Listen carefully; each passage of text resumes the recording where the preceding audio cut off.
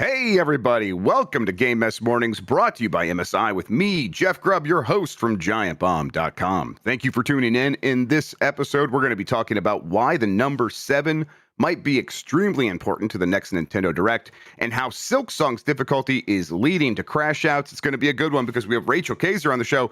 Rachel, how are you doing? I'm good. Thank you, MSI, for having me here. Exactly. Yes, they gave you the approval. You're allowed on the show. Uh, Yay. How have you been? How are things going? Have you been playing Silksong? What have you been into? How are you? I've been playing some Silksong. I haven't been making a whole lot of progress, but I didn't actually play this weekend because I went to an event here in Dallas. Not a big event, but it was a pop up for an anime, for a little fan event for an anime I've been watching a lot lately. So my best friend and I Oh, fun. dressed up. We went to a Korean fried chicken place and we bought some stickers and some fan art. It was fun.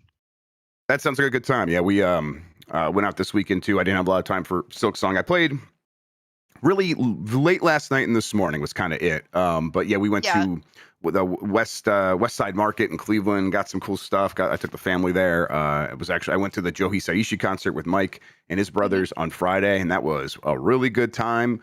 I think me and Mike were in a competition for who teared up the most. I don't know. The judges are still out on that. It was amazing because he's like playing some of his original orchestrations, and it was beautiful. And then it's like, I don't, if this was it, that would be fine. And of course, then he does the encores and he plays all the hits, and it hit real hard. So yeah, that was a really magical, cool thing to see. And yeah, I had a good time keeping busy this weekend. I actually spend some time like doing stuff instead of just working around the house, which has been my life for like the last month. Yeah, and as much as I'm enjoying Silk Song, and I played a little bit on Thursday night because I got it on Game Pass and a little bit on Friday, but then I didn't really play it much over the weekend. For the record, it was an event for Apothecary Diaries. I don't know if you're familiar at all, No, but well, I've been a big I think big I've fan heard people lately. mention it. I feel like I want to just shout out like this is the fan art that I got Ooh, as oh, look at that. That's because fun. I won because I solved the mysteries that they had up at the Ooh, event.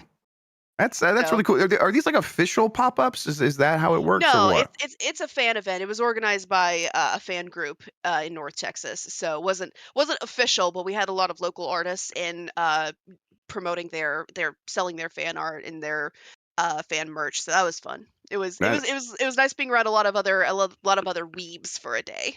Oh yeah, yeah. That was it was nice going to the Hisaishi Joe concert, and it was like, oh yeah, looking around, it's like, oh yeah, all these people would get it if we just started talking, and that was nice. I got to see Yeah, ran into Mike said all he wanted that night was just one person to recognize him because I don't think he's ever been recognized in Cleveland, and he got his wish. So oh someone, yay, yeah, exactly, and he's actually that hard to picture. miss. Exactly. That picture's up on Reddit now, so if everyone wants to check that out, that was really nice to see that fan, and as well as his partner.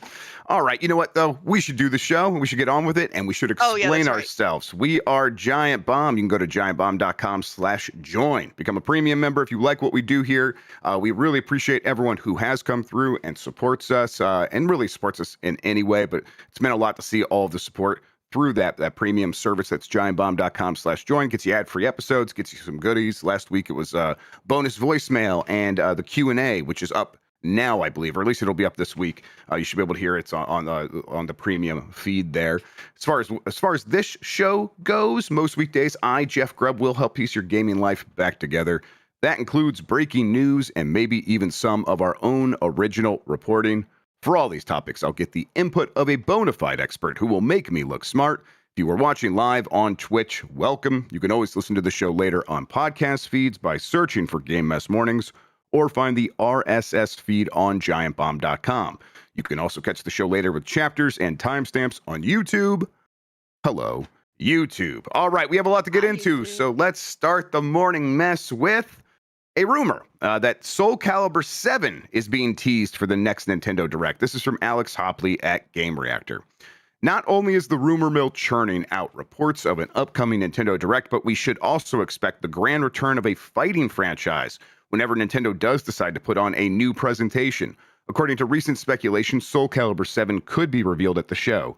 This comes from insider Switchforce, who has been dabbling in these rumors lately and doing a pretty good job. Shouts out to Switchforce, who claimed that the next Nintendo Direct would be all about the number 7, featuring 3 games with that number. Fans guessed Call of Duty Black Ops 7, Final Fantasy 7 Remake, and Dragon Quest 7. However, Switchforce said that not a soul had guessed the correct combo. The use of soul and combo leads some people to believe that this is a direct tease for Soul Calibur 7. We recently saw Soul Calibur 2 come to Nintendo Switch Online. It has been 7 years since we got a Soul Calibur game 2, meaning the number 7 could have yet even more importance. Now, Rachel, this direct's apparently happening this week.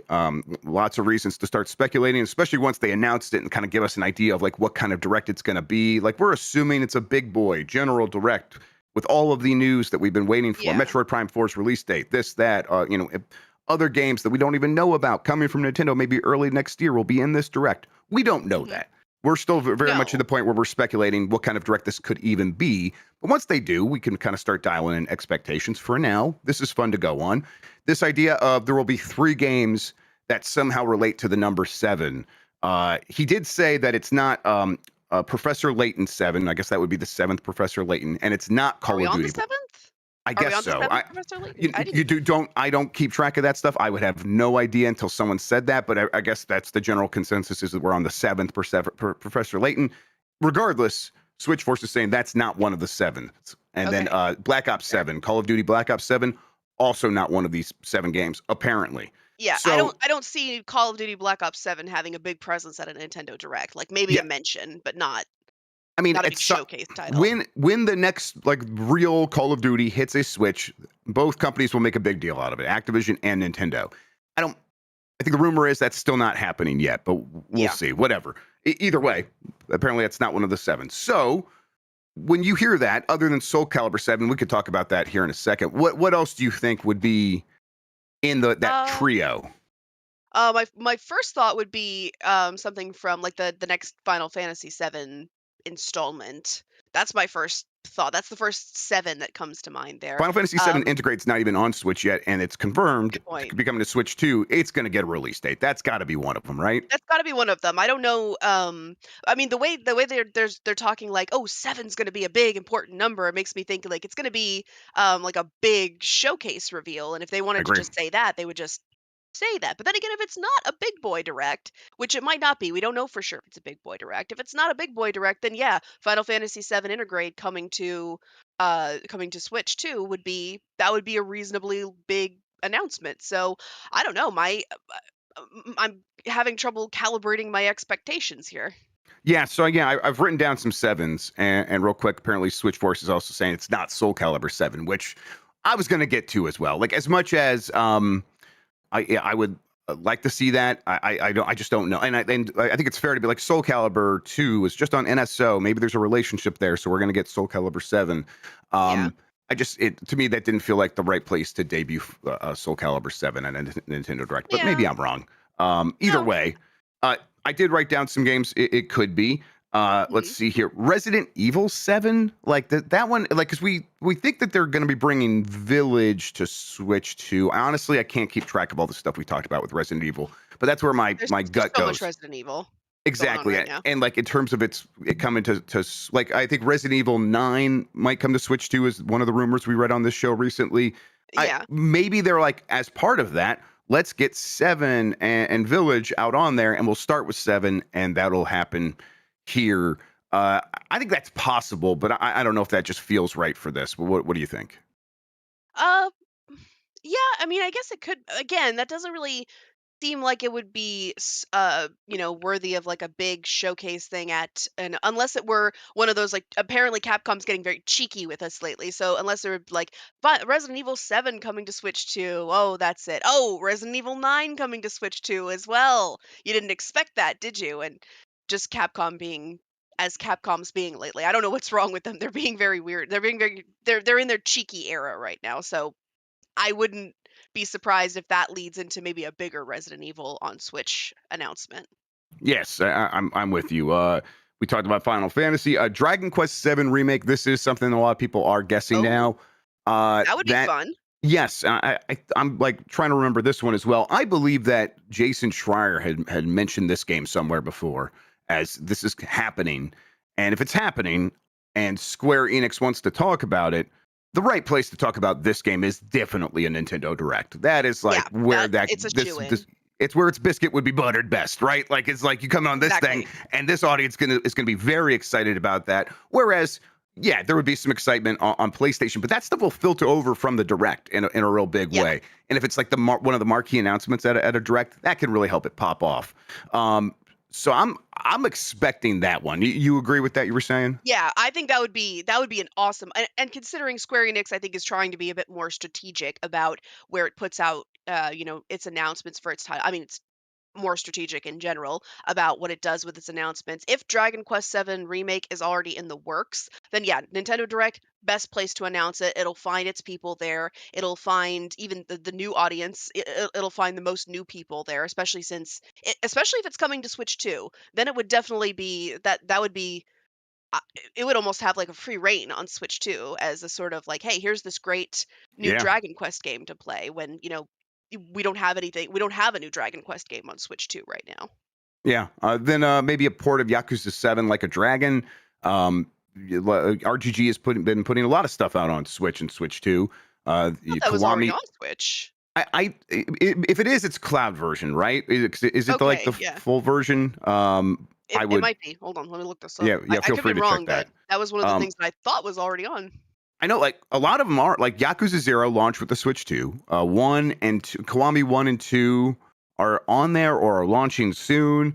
I think that there is a chance that they're like, okay, now let's do some of these more recent games on Switch 2, maybe exclusively.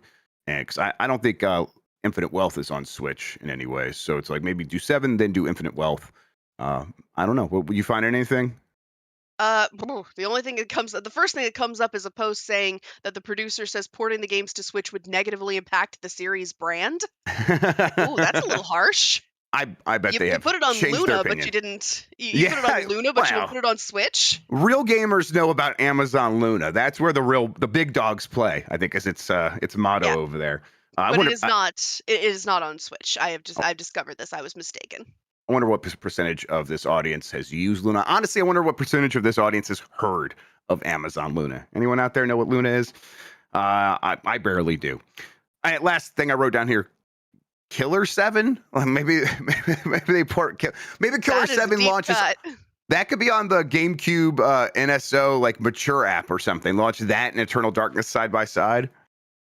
Eternal Darkness. Oh, I would kill for some Fire Emblem on there, but I Yeah. bring this up pretty much every time I'm on Game Mess mornings. It's like, I would like more Fire Emblem, please. Give Fire Emblem. So yeah, if they gave, oh, which one was Path of Radiance? Was that Fire Emblem 7? No, no, it Yeah, wasn't. maybe, Okay. but they're still apparently they have that finished not Thracia. It is I can't remember the one with the number in the title. Um 776. Oh, ooh. 776. Oh, Oh, we just thought of something. We huh. thought of something. I was wondering if there was a 7 in there. I was like I couldn't remember. Okay. So It's there that technically the fifth game, but right, but there's a but with the 7. names, but with the name being what it is. Oh, we're cooking here, Jeff. We're cooking. Okay. That But feels Killer that one 7, feels really plausible just because it's been apparently finished for literally years now. So maybe they're I mean, launching it now. Killer 7 would be a fun addition to Switch 2. I've never even played Killer 7. It's because I don't think I've ever had access to it before. So it'd be great to bring that out for a new audience. I agree. I would like to see that. And they've like remastered that before. At least I know it's been ported to PC and it's got a remaster on there. I don't know what the quality or the like the reception to that version was, but if it's good, maybe they just port that now back over to the Switch 2 and take it from there. We'll see. If anyone else has any ideas for a 7 game, People have go been ahead and throw it in mentioning the Ace comments. Attorney 7, but they also were saying it's not Ace Attorney 7. So I Yeah, don't. Oh, chat was also saying Super Mario Brothers 7. They'll just say anything in there. They'll do yeah. anything Just online. throw every 7 at me and start to make me really excited and then dash my hopes. All right, let's keep going here. Players are turning to Hollow Knight Silksong mods against annoying fights. This is from Jake Valentine at DualShockers. Hollow Knight Silksong has been, for the most part, well worth the wait. Reviewers are slowly but surely starting to pour in, or reviews, I should say, with every early review showing showering the game in praise. We've been hard at work on our complete walkthrough for the game to help you along your journey through everything Silksong has to offer. Others have been hard at work as well, though working on something completely different, mods to make the game's opening portion easier. A few days ago on the Hollow Knight subreddit, someone was asking if there's a mod that can make Silksong easier. As it turns out, there is. One of the game's most popular mods removes double damage from enemies and normal bosses. As you could expect, the discourse around this has been, well, you know. Browsing further down Silksong's Nexus mod page, you could see several mods already available that are designed to make the experience easier and more accessible. In addition to no double damage mod, we have one that lets you respawn at a scene's interest rather than having to backtrack from a bench that's too far away. It also lets you customize respawn points in scenes. There are several additional mods, mostly designed around quality of life updates that make things far easier than what they actually are. You know. This is like I think that this just speaks to people being like, I want to play games the way I want to play them, and that sounds fantastic. The conversations popping up are like, oh, is Silksong too hard, and should these people just go play something else because are they messing with the intended vision? And I'm just not going to have any patience for that because who gives a shit? Like it's you paid money for a game, you can, and it's software, do what you want with it. But everyone knows my opinion on that. How do you feel? How do you feel about this? Like, I'll be honest, I was surprised everyone else was having as much. I thought it was just me. I thought it's everyone not else just was you. like No. everyone else was breezing through Silksong, and I was the only one because I mean I struggle with platforming Metroidvanias at the best of times. Did finish Ori and the Blind Forest though. I was very pleased about that. But I mean Hollow Knight, I never finished Hollow Knight because it was too much for me. So I thought I was just me being like slow to pick up on things as usual, my aging reflexes, but apparently everyone's having trouble with it. Yep. I'm smiling. I'm smiling because I'm sad. I'm sad about that everyone else is having difficulties. You can see with the tracks of my tears here. Yes. I mean, I'm just despondent here, Jeff. Hollow Knight Silksong's platform has players crashing out as well. This is another story here. This is from Kenneth Shepard at Kotaku, but that's generally the take here is that even the platforming is causing maybe some people even more trouble than the boss fights. And this seems to be primarily coming from that ability to do like the you know, what is it? The drop kick, the downward kick, the diagonal pogo, because there's some platforming elements early in the game where there's these little floating orbs and you can do the diagonal down pogo onto them and then jump up to another one and kind of keep going. And there will be sections where there's 5 or 6 of these in a row, and you kind of have to do these rather specific jumping abilities where you have to make sure you're positioned exactly right, or else you'll miss it. And often there are spikes beneath you to punish you. I love this. This is like, challenging platforming stuff that is skill based. I'll gobble that stuff up. I was surprised to find it in this game so early. I'm like, is this supposed to? Am I just doing something I'm not supposed to be doing? This is too much for like someone who's just coming in here because they heard about this game being pretty decent. Like you expect them to dial this in the first hour of the game? I was shocked. I'm wondering if it's because Hollow Knight Silksong was originally meant to be a Hollow Knight DLC. So you would come into There's probably something to that. You'd come into Silksong like fresh after finishing Hollow Knight. You're full of piss and vinegar, pardon my language, and you just know all the your muscle memory is still intact, and you can handle all that very easily. Whereas it's been how long since Hollow Knight originally came out, and none of us remember how to play anymore. Yep, exactly. So I think there's probably something to that. There's also apparently. I'm not going to spoil anything. I haven't seen this thing that's floating around, but there's ways to deal with this apparently that you might miss. So that's all I'm going to say on it. If people want to go investigate further, feel free to do that. But this is a gameplay mechanic, and in a game like this, I do consider that to be pretty spoilery because you want to say, oh, I didn't even know this character was going to be able to do that. But how do you deal with something like this as a developer when you do have an idea of what you want your game's difficulty to be and you don't because this game doesn't have difficulty options. no. And it just has the one way to play it.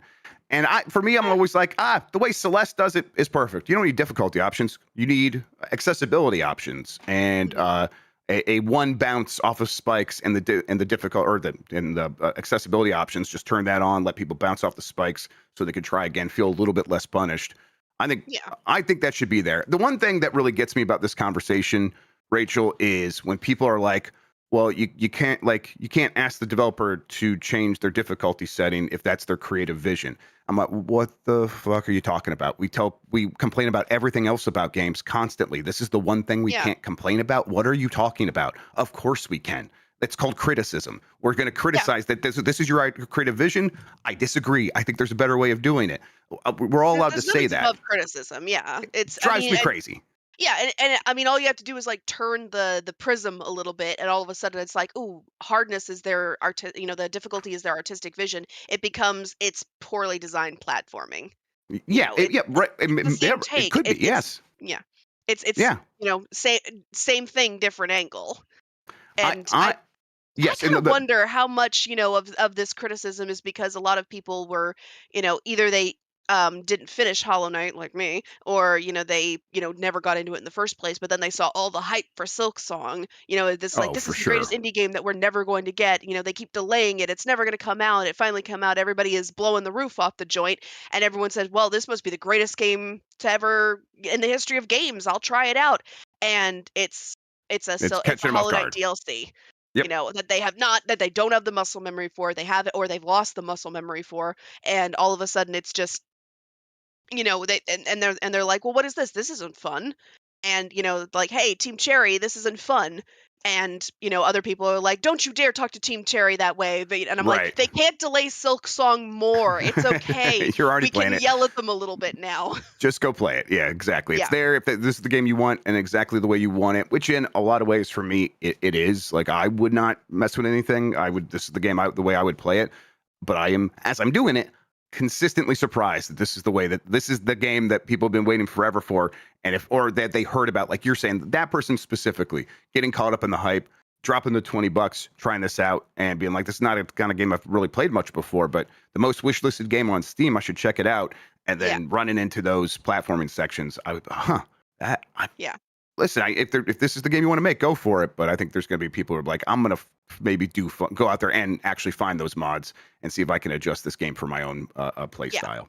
And Uh, I think as well, if you just say, "Hey, listen, I can't play this game because it's inaccessible for me," I think we should have a lot more sympathy for that than just wah, too hard. It's exactly. like Yeah. people conflate the two things when they're not the same thing. Yep. And, A- and even wah, too hard is still a valid criticism as far as I'm concerned. Yep. And it's if the studio's like, here's all this criticism and decides not to do anything, that is their choice, and they Yeah, will be just fine. exactly. The game will sell just fine. It's already selling just fine. It's selling more than just fine. Exactly. So it's like, and who's going to get hurt when people criticize it? It's like, no, this Yeah. is all the way it's supposed to work. Yeah, it's the whole I hate to bring up a sore subject, it's like Cuphead thing again, where everyone's like, if you criticize them, they're gonna make it easier and it's gonna be your fault. Yeah. And whereas that's just not how game development works, my friend. Yep. Exactly. Yeah. And it's yeah. Of course, the people like you don't have to play a game if you're not having fun with it. Yeah. Yeah. I think every grown adult knows this, right? Like we know this, and then sometimes we also want to play stuff, say, hey, how we feel about it, and just kind of throw our hat into the ring of criticism. And I think that's fair as well. I just don't want it to be the conversation going back to the creative vision of the developer is unassailable, because we just know Yeah. that's not true, because it's literally all we do. At least all I do on this show is criticize developers and publishers. It's my entire job. Why would Yeah. we stop at this one little narrow vision of a game? It's Yeah. silly to me. All right, we're going to take a break. When we come back, plenty more headlines to get into, including Final Fantasy VII Remake Part 3. What's going on there? Kingdom Hearts 4. What's going on there? Let's hear these messages from MSI. If you want to skip this, go to giantbomb.com/join and get the ad-free version of the show. We'll be right back. Jan, my computer's sick. I've decided it's time to start building a new one. I just don't know where to start. Grubb, if your computer is sicky poo, you got to start with MSI, which just dropped something big in its brand new Z890 and B860 Intel motherboards. Are those the motherboards that unlock the power of the Intel Core Ultra Series 2 CPUs? Yes, sir. These Mobos, as we're calling them on the streets, are powerhouses for gaming, streaming, and whatever intense tasks you need to throw at them. Okay, but Jan, you know me. I'm scared of tools. That screwdriver's so sharp. It's okay, bud. MSI made them Jeff-proof and maybe Dan-proof as well, which means they're easy to work with. No more wrestling with tiny little screws or confusing manuals. We're talking easy debug LEDs that tell you exactly what's going on. Toolless installs for your M2 drives and GPUs, or GPUs. We're calling them GPUs too now. Okay, hell yeah. Oh, okay, yeah. MSI has that modern BIOS as well that looks like it was actually made for humans to use, not some relic from 2003. Give me more of that. Yes, that's right. It's going to be so easy to get secure boots on the ground. It's like PC building on easy mode, Grubb. And here's the best part. Giant Bombcast listeners, MSI is giving you 10% off these new regularly priced Z890 and B860 boards. Just head over to us-store.msi.com and use promo code BOMBCAST at checkout. Boom, instant savings. I'm going to stack that discount. They allow you to do that. And with MSI's got ongoing promotions, that's potentially going to score me up to $120 in Steam codes. It's basically free games just for upgrading. Everyone listening should do the same. So if you're ready to upgrade your setup, do not wait. Visit us-store.msi.com and use the code BOMBCAST, BOMCAST, all in lowercase, and give your PC the upgrade it deserves. MSI, making PC building less of a headache and a lot more fun. Mobo!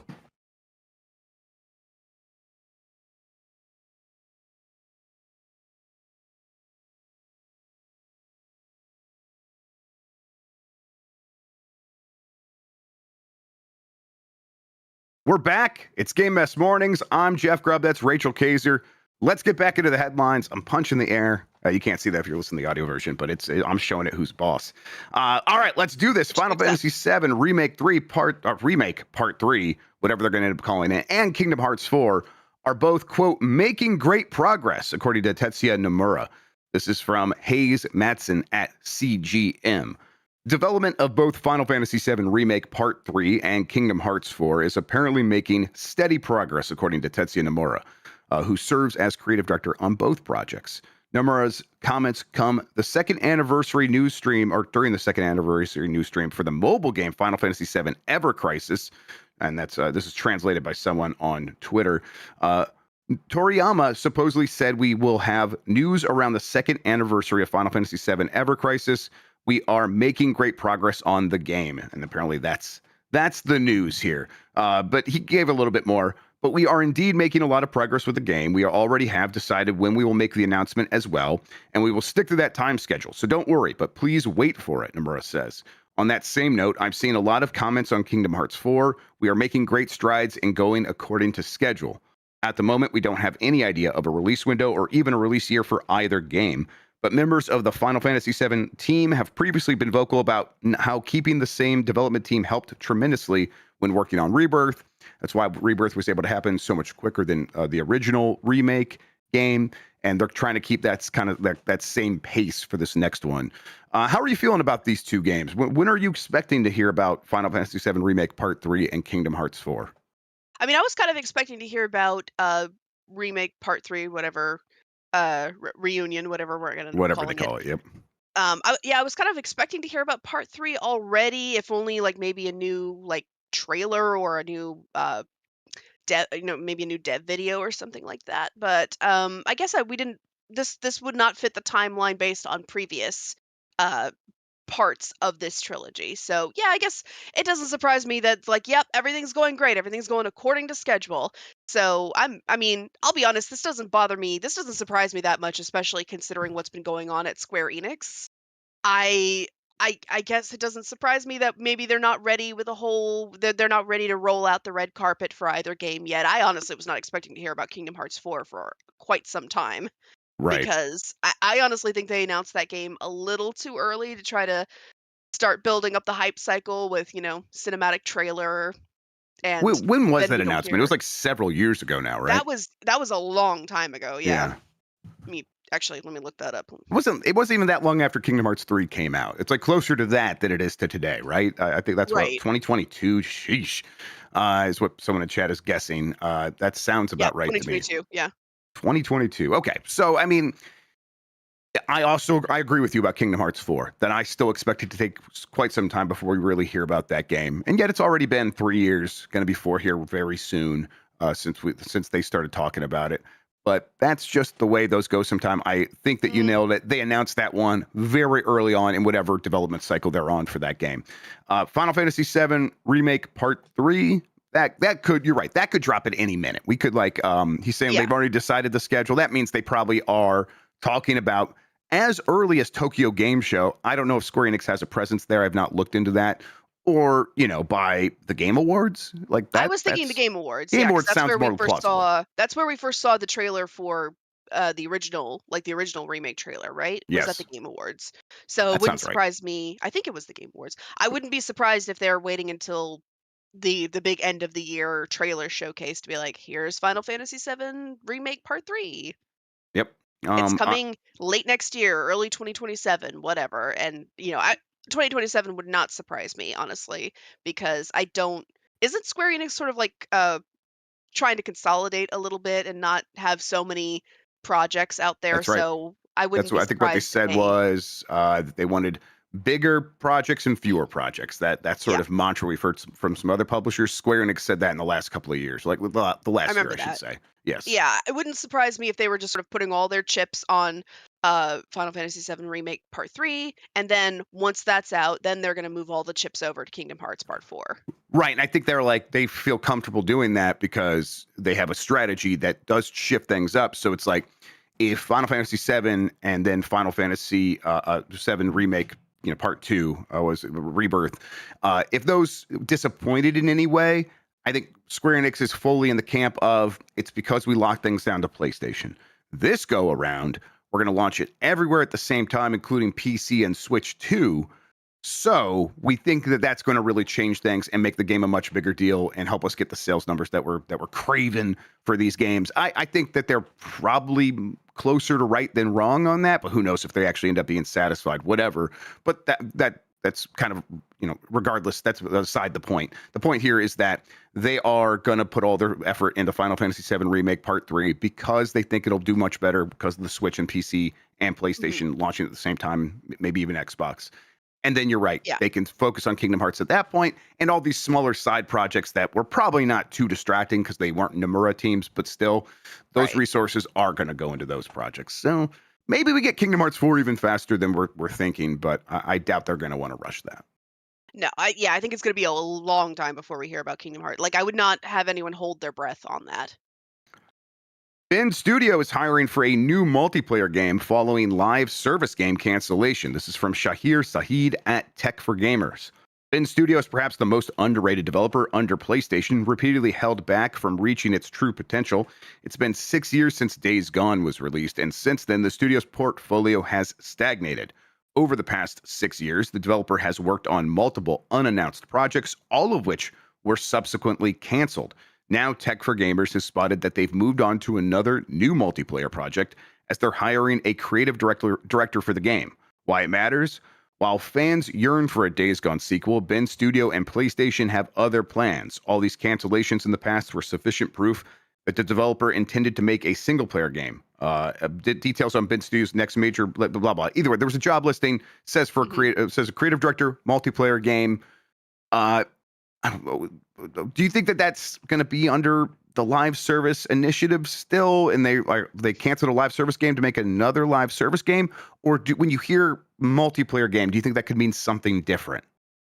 Oh, I mean, it's hard to say with because I think if even if it is live service technically, that's not how they're going to market it. Not after what happened with Call of Good point. Yeah, And interesting. because the thing is, when you hear Bend Studio multiplayer game, like I don't even know what that would look like, to be honest, because all I know Bend Studio for is Days Gone And Bubsy 3D, of course. and Bubsy 3D, of course, of course. Yeah. How could I forget? But neither of those translate to multiplayer to me. Like I'm not even sure what. Like, are we talking about like a Dead by Daylight here? Are we talking about Right. another Concord? It could multiplayer doesn't tell us anything, but I Is mean, it a Destiny like? Is it an extraction shooter? Like, what are Yeah. they talking about here? It could be any number of things. yeah, and I mean, there's a lot of potential PlayStation IP they could be working on too. If if PlayStation said, "Oh, we've got that studio and we want them to have something to do to justify keeping everybody on the payroll, so here you go."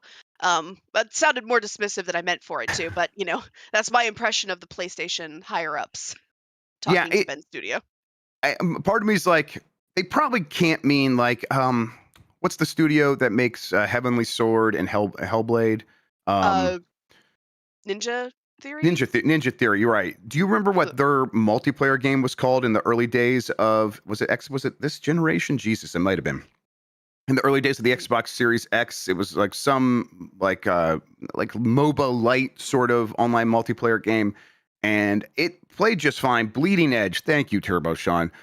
Bleeding Edge, which I don't blame anyone for not remembering because I couldn't didn't remember the name. that, yeah. Yes, so it was like just this kind of stock standard multiplayer game with different characters that had different abilities, and you had a goal. I don't remember what it was. Probably get on target and stand in a circle while the meter fills up. I don't remember exactly, but it was fine. It was decent. And it came and it went and it just seemed to make no impact whatsoever. And it's hard to when you look at that game, it's like, what would have been like the big upside? It's like, I guess had it really hit very hard, they could have begun tacking on some live service stuff to make money in the long run and like skins, I guess, like an Overwatch like. I don't think anyone could really do an Overwatch like right now other than a handful of the biggest companies. And even Blizzard would probably struggle at this point to pull that off again. So it's it's probably not something like that. And because I don't think so. No, I wouldn't. If you're going to punch a ticket, if you're going to buy a lotto ticket here, you're going to want one that has a big chance of paying off. And I think that they continue to think that means extraction shooter and a Fortnite like, I guess. But who else is going to be able to do Fortnite? And they don't. It's probably not any of these companies that think they're doing that. So I don't know. You're right. What does a Ben Studio multiplayer game even mean? I mean, and I know everyone is saying like we want more Days Gone, and I'm like, they're not going to make another day. They're not going to make a Days Gone multiplayer game. Right? Put that out there. They're not making that. That's the one thing I can say with almost complete certainty that they are not making. It would be like if they just made a new Days Gone at this point. That seems like that would be the best use of the studio's time. A Days Gone 2 would actually probably hit real hard for a lot of people in a surprising way. Because I mean they put Days Gone in the that PlayStation collection when you got the PlayStation 5. Yeah. I forget what it was called, but they put it in with that classics collection. So I think that really boosted the game's popularity, and it's now I think even if it hasn't reached cult classic status, it is certainly getting there. So if they wanted to turn around and say like, "Hey, surprise, we were making Days Gone too," then yeah, that would go over a treat, I think. All right. Well, if it happens, and I'm gonna throw this out as a rule, and he's not on the show, he can't stop me.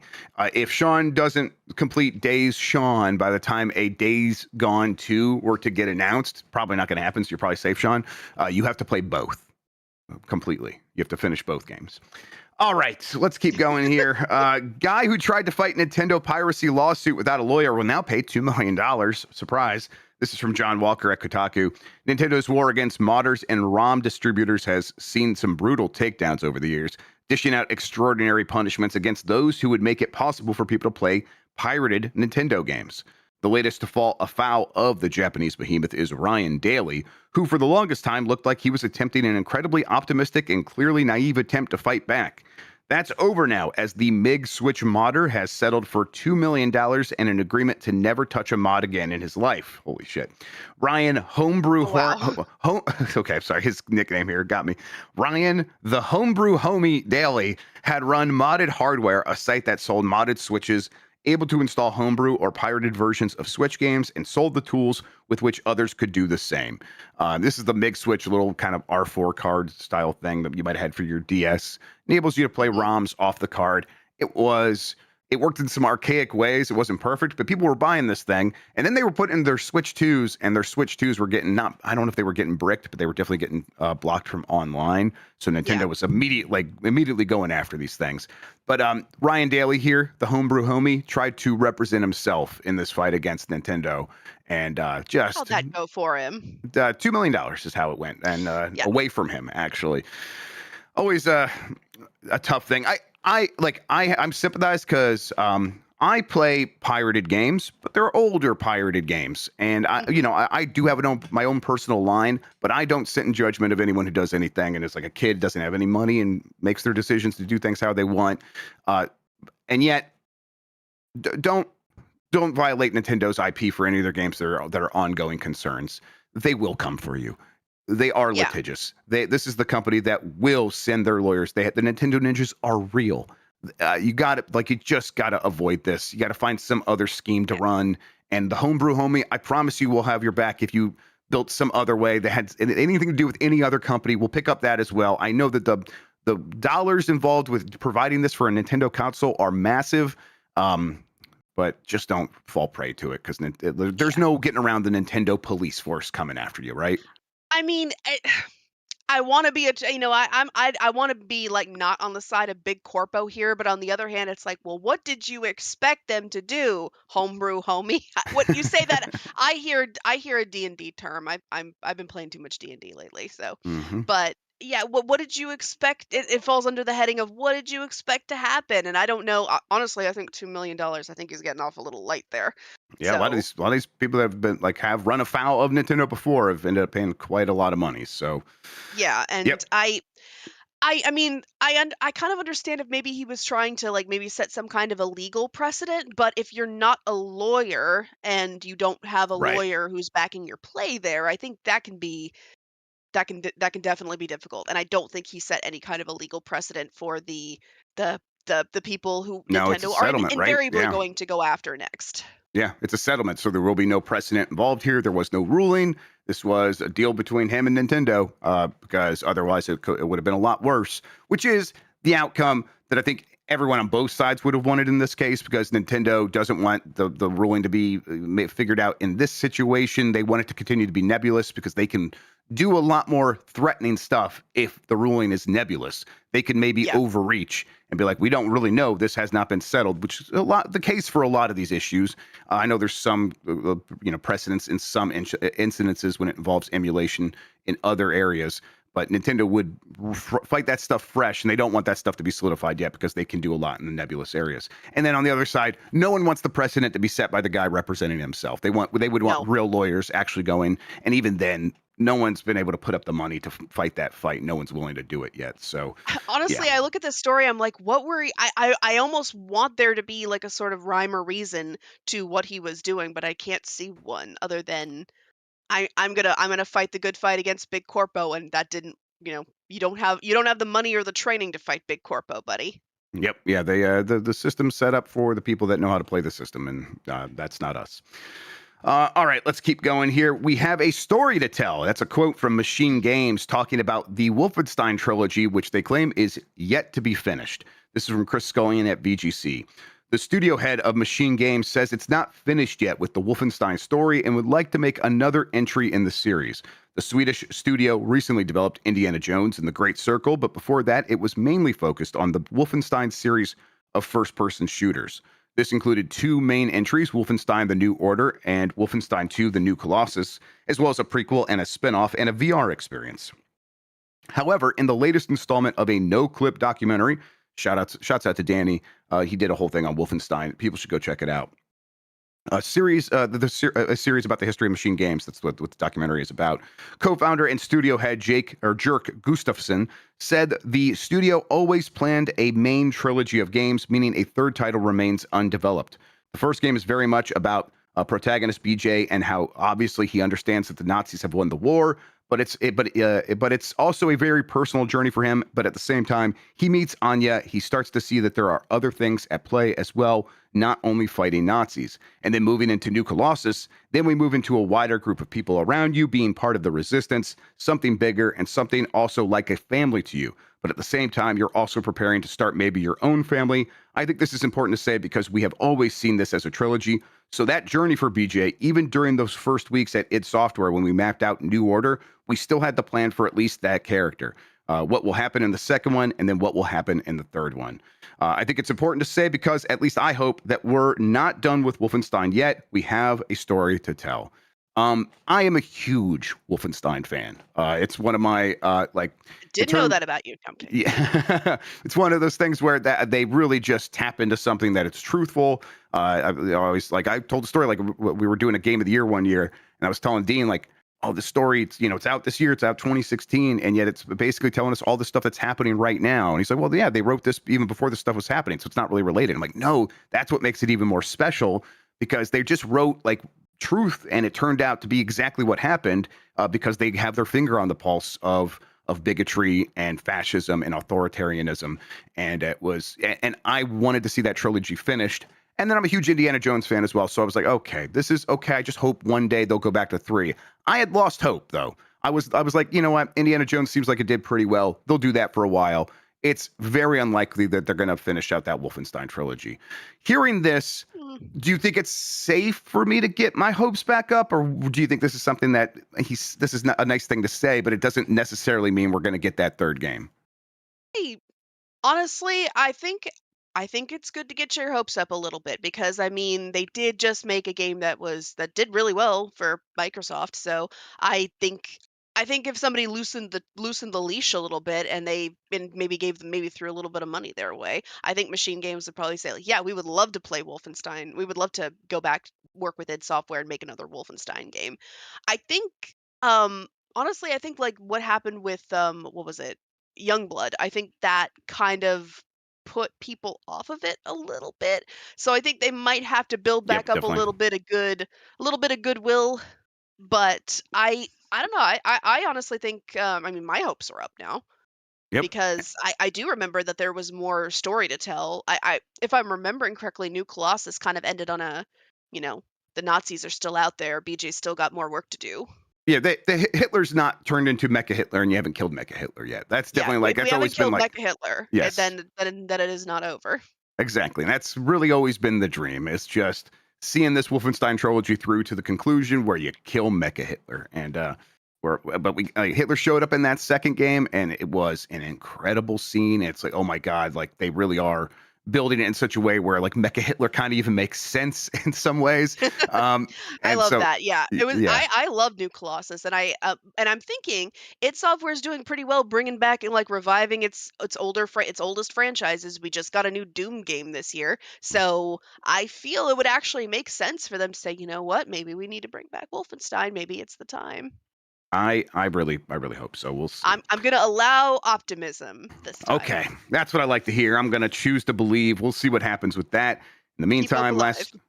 exactly. We'll see. Last story here: Sonic Racing Crossworlds leak reveals unannounced DLC rider. This is from Michael Murphy at Insider Gaming.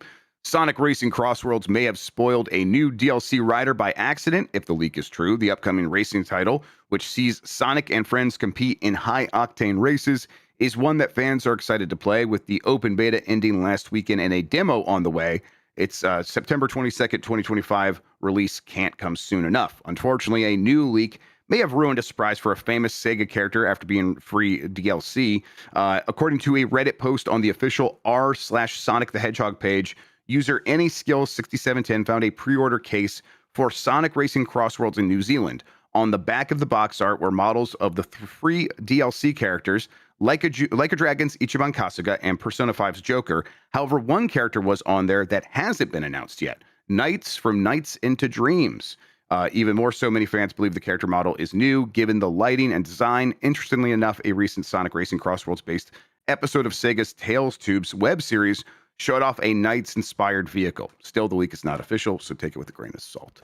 Fair. Yeah, this feels like something that, of course, Knights is going to be in there, right? That Yeah, feels that makes right. sense. I haven't heard about that game in it took me a minute to remember who Knights was, and I was like, oh, the one with the long stripy things Yes. coming out of its head. Okay, yeah, I Yeah, remember now. Balan Wonderworld's eating his lunch now. That's Balan is Yeah, everyone's talking about Balan instead of I Knights. know, I know. You can't compete where you don't compare.